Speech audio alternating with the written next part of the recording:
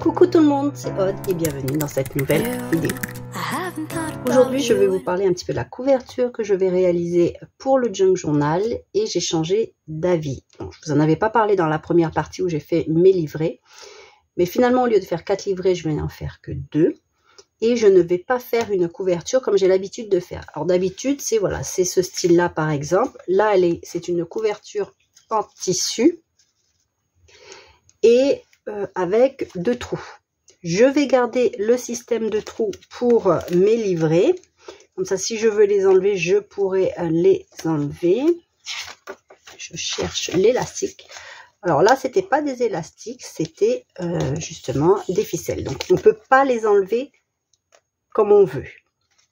Je sais plus le nom. Il y a un nom pour les créations avec une élastique et les travel notebook, je crois. Je me rappelle plus le nom. Comme ça, on peut retirer les livrets si on veut. Moi, je vais toujours garder ce système de livrets qui sont cousus pour faire un livret. Et je vais reprendre le système des anneaux ici, des trous pour pouvoir glisser l'élastique. Mais je ne vais pas faire une couverture en tissu. Donc ceux-ci, ils sont sur la chaîne de toute façon, au moins les présentations, voire parfois les tutos. Ici, c'était le Junk Journal Alice, donc j'avais fait une couverture en dur. Et c'était avec le système, comme je fais aussi pour les albums. Ici, il y a un trou de manière à laisser libre les livrets et que je puisse ouvrir bien à plat si je le veux. Parce que, vous voyez, derrière, ça s'arrondit. Donc, je ne vais pas encore faire ceci. Et j'avais aussi fait ce style de couverture avec, on voit les livrets ici, parce qu'il y a comme une fenêtre, si vous voulez. La couverture est ajourée. J'avais réalisé ceci à partir d'une boîte de céréales ou je ne sais plus quoi, de biscuits ou autre. Donc, le tuto de celui-ci, par contre, je suis sûre qu'il est sur la chaîne. Je m'en souviens encore. Et ici, il y avait des tamponnages. Ici, c'était des papiers digitaux. Ici aussi, digitaux, des papiers digitaux sur lesquels j'avais mis un peu d'aquarelle, des tamponnages, etc. Alors, je ne sais pas si je vais le faire aussi pour l'autre, parce que, vous voyez, des papiers comme ça, je trouve que ça allège aussi beaucoup le junk, la créa, parce que il y a beaucoup de blanc et c'est fait à la main. Donc, avant de faire mes livrets, je vais probablement refaire 1 ou 2 comme ceci, parce que j'aime beaucoup.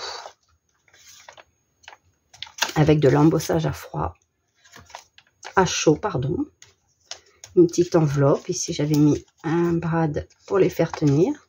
Une flippette, pardon. Voilà. Donc, ça, c'était le style que j'ai tendance à faire. C'est-à-dire, soit les livrets sont directement fixés à la couverture, soit nous avons ici la tranche des livrets et ensuite la tranche de la couverture, ou ici une couverture tout en tissu. Aujourd'hui, je vais faire dans un style donc travel notebook pour ce qui est des livrets, pour les maintenir dans la couverture, dans la structure de base. Et je vais faire un peu comme un folio. Et comme il y a 2 livrets, sur les 4 livrets, j'ai rajouté, il me reste encore des pages sur les autres, mais j'ai rajouté des pages en ceci. Je n'ai pas compté combien de pages il y a par livret, j'ai mis comme ça me plaisait. Pour réaliser donc la couverture, j'ai fait des fichiers silhouettes. Et oui, on ne se refait pas. J'adore ma silhouette, j'adore la Cricut et je l'utilise le plus possible comme j'aime bien. Donc ces fichiers, je vais les mettre en boutique également. Ici, j'ai fait une découpe sur un 30 par 30 car j'ai une Cameo. Je ne sais pas si celui-ci passe sur la Cricut à cause des marges de découpe. La découpe possible sur la Cricut et Maker 3, parce que les autres, je ne sais pas, est moins large que sur la silhouette. Portrait Cameo, pardon. Mais j'ai fait aussi les découpes pour découper sur des feuilles A4.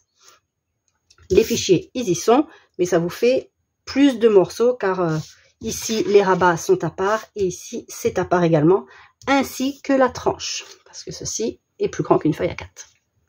Donc ça passe pas. Il a fallu que je décompose tout ceci. je vais marquer tous les plis.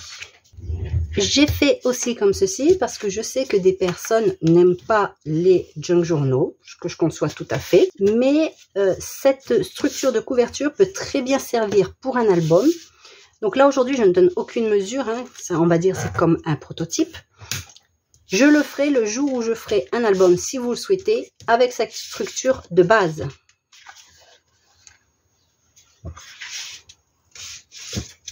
Donc dites-le en commentaire si vous voulez que après le junk journal, ou peut-être pas tout de suite après parce que j'ai une collection en cours aussi, si vous voulez que je réalise un tuto avec un album avec cette base là.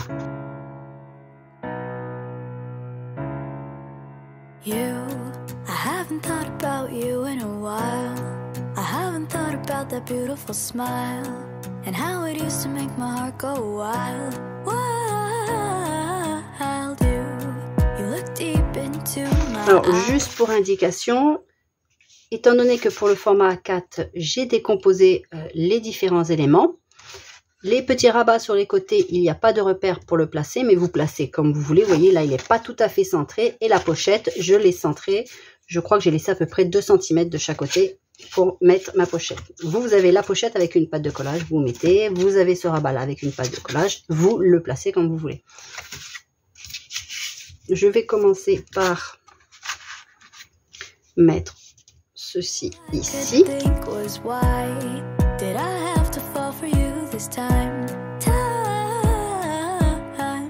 J'ai déjà fait des pré-trous. Donc, si besoin est, je peux les refaire avec la crocodile, une perforatrice. Ce qu'il faut, c'est qu'il soit au-dessus de mes livrets. Donc, si je veux mettre des gros œillets, je referai un trou. Ceci, c'est la base du trou et pas le centre. Pour qu'il soit au-dessus du livret, pour que l'élastique ne gêne pas et ne vienne pas déchirer mes livrets. Je ne vais pas coller tout de suite mes pochettes, car je souhaite bien sûr coller du papier de collection dessus. Et là, vous avez un aperçu de la base, comme ceci. Donc, vous voyez, ça peut très bien servir pour un album. Ici, en mettant par exemple une reliure en U, en ne faisant pas les trous, tout simplement. On ne fait pas les trous, on les bouche après avec le papier, ce n'est pas gênant parce qu'ils sont dans le fichier de découpe. Mais si vous ne les voulez pas, vous faites scindé, tracé, composite et vous enlevez les trous et vous regroupez les plis avec les découpes.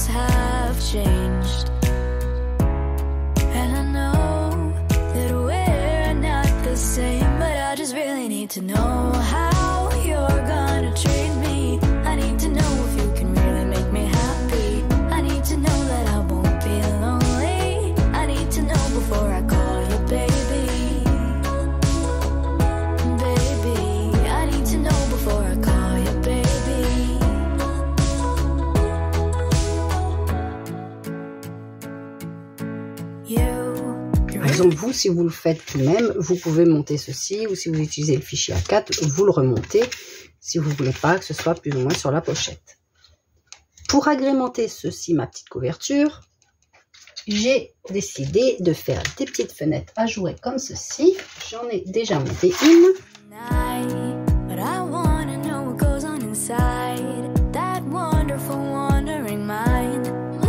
La pochette ensuite viendra ici. Donc vous avez la pochette avec ou sans onglet, vous choisissez, vous mettez ce que vous préférez.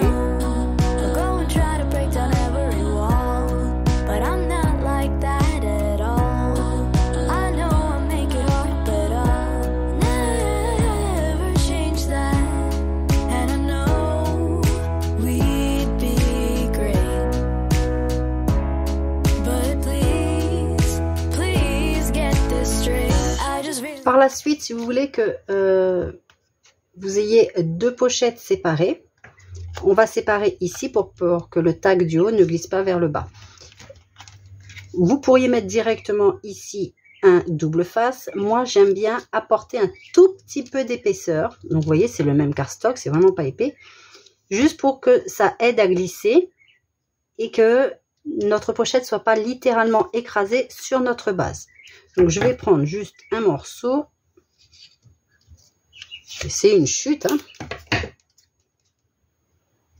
On va caler ça au milieu.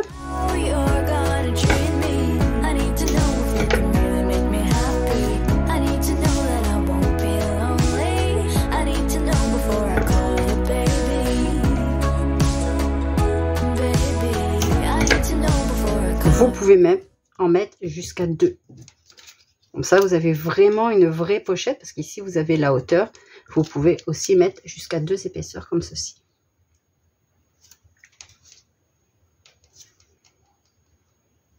Donc là, je fais attention à mon pli. Donc ça va. J'ai coupé plus petit. Donc, je suis absolument pas gênée.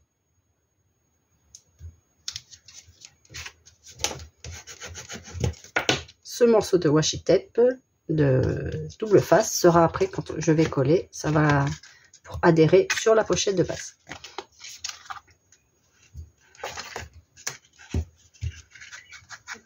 Si on le souhaite laisser comme ceci et simplement mettre du tamponnage un petit peu partout.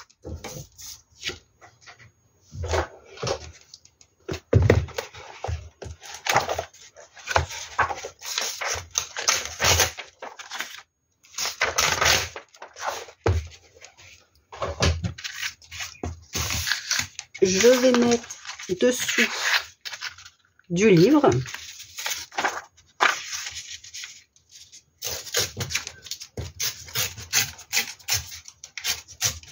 Jetez pas ceci, c'est blanc, c'est un blanc un peu jauni parce que c'est un vieux livre. Pour faire du tamponnage des étiquettes, c'est très bien aussi.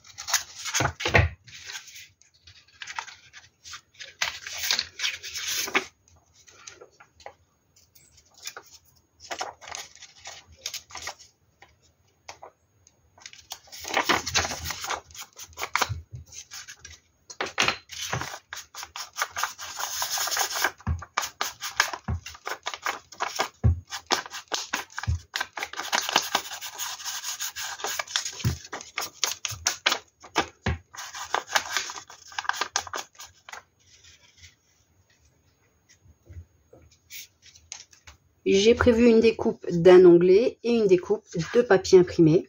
Et j'ai aussi, une fois que mes papiers imprimés seront mis, ici un petit cadre pour remettre par-dessus et refaire ressortir le craft. Et bien mettre en valeur la fenêtre.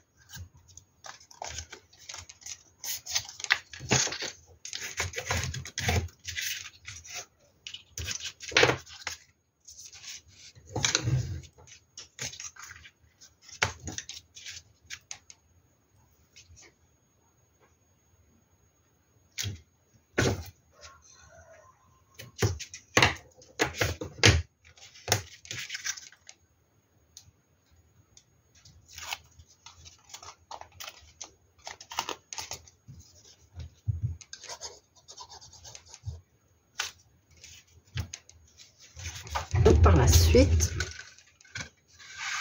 je pourrais mettre 2 tailles.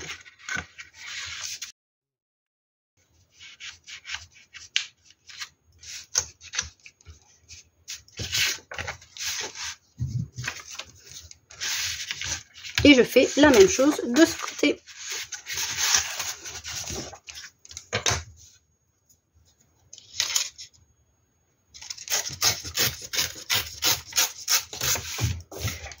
Au milieu, je vais faire la même chose. Alors, est-ce que page de livre est assez grand.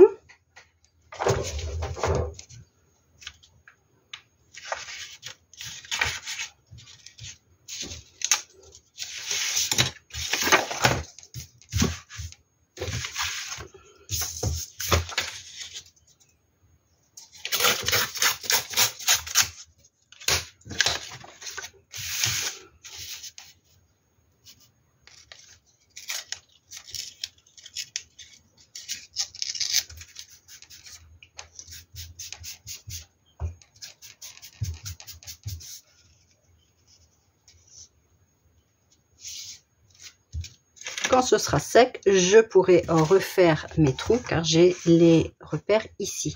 Ensuite, je viendrai mettre pareil ici un papier de collection, un papier comme j'ai fait ici. Je pense que je vais mettre d'ailleurs le même. Je vais garder les papiers imprimés pour ici.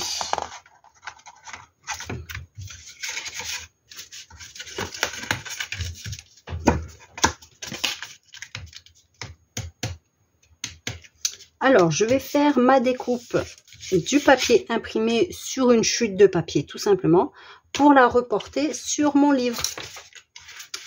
Mes pages de livre, parce que je voudrais garder aussi ici. Juste pour faire un rappel, vous voyez, j'aurai des papiers de collection ici, j'aurai des tags ici, j'aurai peut-être un rabat après ici. Vous voyez, ce n'est pas... c'est pour ça que je vous dis que ce n'est pas un tuto, c'est vraiment... un process, les idées viennent au fur et à mesure, comme à chaque fois. Là, je ne l'ai pas mûrement réfléchi avant, comme je vous ai dit dans la dernière vidéo. Je tâtonne, je fais à mon rythme. Et si ça vous plaît, vous pouvez reproduire avec vos propres mesures. Bon, ces fichiers-là sont en boutique, mais en silhouette et SVG uniquement. Je n'ai pas mis les PDF. À voir si je les mets ou pas. De toute façon, ce sera noté en descriptif de produits en boutique. S'il y a écrit PDF, il y aura les PDF. Si c'est pas noté PDF, c'est qu'il n'y a pas les PDF et que vous ne pourrez pas le réaliser sans machine. Donc, à voir après ce que je fais. Pareil, les cadres que j'ai mis ici, vous pouvez très bien en mettre ici aussi. De manière à avoir des deux côtés. C'est tout à fait possible. Et vous imaginez après une élastique qui va passer à l'intérieur comme ceci et j'aurai mes livrets. Je vais arrêter la vidéo là pour aujourd'hui. Je vais réfléchir à ce que je vais faire et je vais mettre, comme je vous ai dit, le papier ici, les papiers ici. À voir si je fais un rabat. Si je fais un rabat, vous le verrez lors de la prochaine vidéo. Peut-être encore un rabat pochette, parce que j'aime beaucoup les pochettes ajourées comme ici. Donc, il se peut très bien que j'en fasse un dans le même style ici, qui se remonte vers le haut et qui est ajouré. Un petit peu comme j'ai fait dans le trifold de façon folio, un petit peu. J'espère que cette vidéo process vous plaît, vous donne des idées, vous inspire, même pour un album comme je vous ai dit. Si vous voulez un tuto pour réaliser un album à partir de ceci, de cette structure-là, n'hésitez pas à le dire en commentaire, je le noterai. Je vous dis à bientôt pour la suite de la vidéo. Bye bye, scrapez bien!